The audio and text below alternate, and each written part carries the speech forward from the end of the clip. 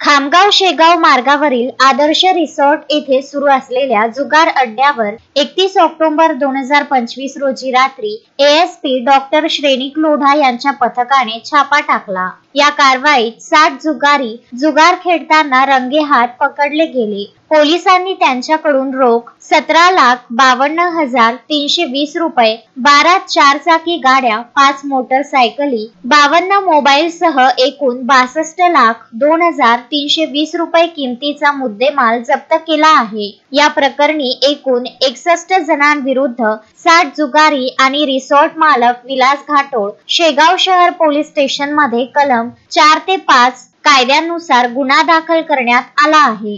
ASP पथकाची ही आतापर्यंतची सर्वात मोठी कारवाई असल्याचे बोलल्या जात आहे। पुढील तपास शेगाव पोलीस स्टेशनचे पीएसआय संदीप बरिंगे करीत आहेत। मोहम्मद फारूक, विदर्भ न्यूज, खामगाव।